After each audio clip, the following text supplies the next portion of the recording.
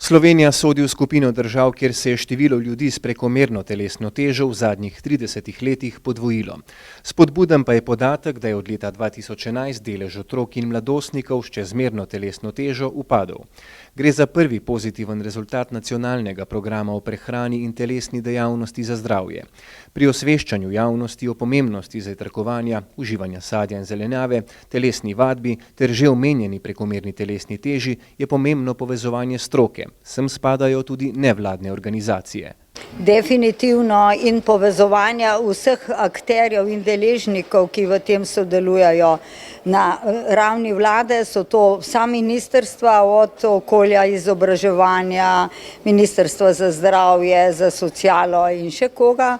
Potem zelo pomembne so tukaj nevladne organizacije, civilne iniciative, pa seveda tudi v gospodarstvu, kajti ne nazadnje, če bomo bolj zdravi, bo manj bolniških in bomo tudi gospodarsko bolj uspešni. Pri zdravem načinu življenja je pomembno, da je hrana lokalnega izvora.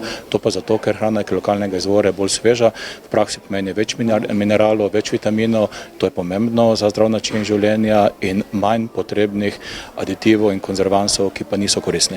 Oblikovati je potrebno razmere, ki bodo posamezniku omogočile zdrave prehranske izbire in pri njem spodbudile željo po telesni dejavnosti. Ponovimo, ključno je skupno sodelovanje stroke, nevladnega in zasebnega sektorja, industrije, trgovine, gostinstva. Najbolj ranljiva skupina so ravno najmlajši.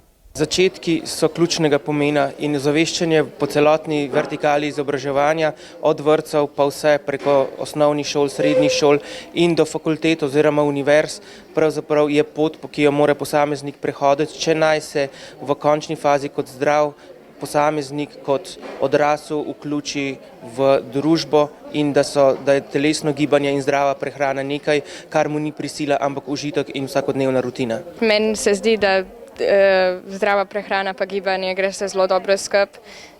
Gibanje je ni lih nekaj zelo pomembno, da si na dieti, bolj je pomembno, da se gibaš bolj tako redno. Zdrava prehrana je to, da zjutraj poješ kos masla in med in jabolko in zraven še skodelico mleka. Kako ostati zdrav oziroma se zdravo prehranjevati, zadosti gibati, biti uspešen na delovnem področju, biti družaben in spati vsaj 8 ur dnevno. Brez dvoma gre za največji izziv sodobne družbe. Začnite na začetku, z zdravim zajtrkom.